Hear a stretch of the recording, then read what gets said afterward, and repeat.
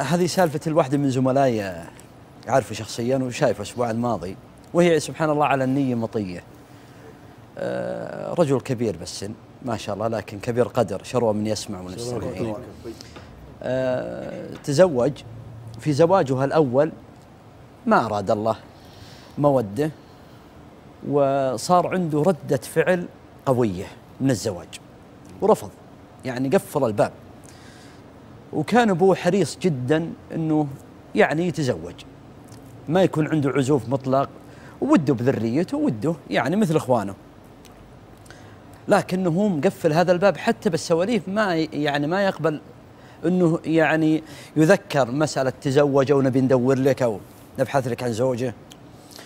يقول لي هو طبعا هو حاكم، حكم دولي كرة السلة، ويقول إني رحت للدمام أبى أحكم مباراة، ومعه تلفون السيارة هذا على أول ما نزل نحطه بالسيارة هو. وراجع من الدمام بعد ما انتهى التحكيم، يوم وصل قريب من المجمع، هو من أهل القصيم، يوم وصل قريب من المجمع وثرك الناس اللي متعطلين ويشر قبل الجوالات وقديم الكلام ذا. يقول وانا اقف وسلم عليه، قلت له سم؟ قال حنا والله متعطلين، معنا هذا السيارة الجديدة، بس انه والله ما ندري وش اللي طفاه، ما ندري وش الامر. يقول قال طيب ورا ما ترسبون معي ووديكم، وين وجهتكم؟ قالوا حنا القصيم. قال اجل انا بالقصيم. اركب الله يطيب بالك سموا. ركبوا معه، بعد ما ركبوا كان معه مرتين، واحدة شابة واحدة امرأة كبيرة. يقول أنا توي قبل ما أصلهم واقف ومزين قهوتي وشاهيي ومعي ثلاجات قدام. قلت له ترى قهوة جديدة ما فكت، تقهوى وعطى اللي وراك. يقول وأنا أقول بمرائي اللي قدام كذا ألفه أبعده، أبيهم ياخذون راحتهم، وأنا أسولف أنا وياه في وسط الخط، ما حبيت أعطيه اسمي ولا يعني رجال أنا بسوي بمعروف ولا. يقول يوم وصلنا طلعت الغاط وحنا نازلين، قال ما شاء الله التلفون ذا جديد، يقول أول مرة يشوفه. قلت الله سيار، قال لعلي أجل اتصل، واتصل على واحد من أقاربه على تلفون البيت الثابت، وبلغوا أن السيارة ترى خربانة وغدي أحد يجي يعني يشيله ويزين العطل به. يقول أنا يوم وصلت القصيم قلت له أنت وين أنت؟ قال أنا بحد ديار القصيم. يقول دخلت ومع الحارة، يقول هو شك إني من أهل الديرة، بس إنه ما أعطيته يعني علم ولا حب إنه يتقصى يعني وش أنتم. الشاهد إني وصلته ونزلوا. يقول وهم ينزلون لمحت الحريمة اللي معها المرأة الكبيرة، بس لمحة. يقول أثر هذا بيت خالي بجنب بيته، وبالصدفة يعني طلع خالي وهم ينزلون. يا هلا عبد الرحمن، يلا حي، وش جابك هنا؟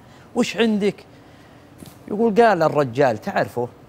قال إيه الله فلان فلاني. تسلم. يقول نزلتهم ورحت للبيت.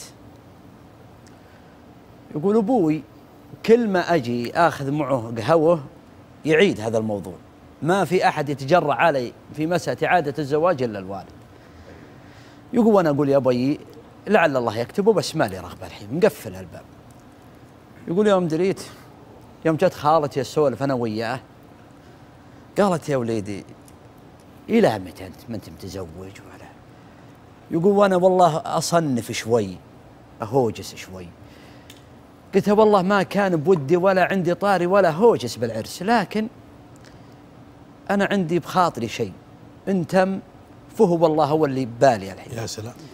ناس أنا وديتهم من المجمعة ونزلتهم، إن حصلت فأنا والله أبيه. قالت فلان جيرانهم. يقول قلت شوفي أنا، يقول خالتي راحت لأمهم وعندهم هالبنت هذه واقفة على الزواج، ما هي متزوجة، يعني رافضة الزواج عفوا، هي مثله. مثله لكنها ما سبق أنها تزوجت. طبعا هو رفيق خاص لي، يعني الشيء السند متصل. يقولوا تدخل عليه أخذوا لهم فنجال الحريم وتمسك إيده خالته وتسحبه تبعد عنه وتسولف عليه. قالت يا بنيتي أنت يعني إلى متى الناس يطقون الباب؟ ترى لا طالت سنين ترى تقل طقة الباب صح، وأنت على ما قال ما بتنقص ولا والحمد لله. يقول قالت والله يا فلانة أنا والله ما هوجست، لكن إن الله أكرما ورزقا برجال فزوع كريم أخ جنة بكرمه مثل اللي جابنا يوم احنا متعطين بالمجمع، فأنا أقول يا الله يا كريم ترزقا مثله. سبحان الله. يقول قالت أجل ترى اللي وداكم هو اللي خطبك. سبحان الله العظيم. ويجي ما شاء الله وياخذه، والحين أم عياله ولا عنده خلاف وذرية طيبة والنية سبحان الله العظيم مطية، ووفقه الله ما شاء الله تبارك الله في هالعائلة الطيبة.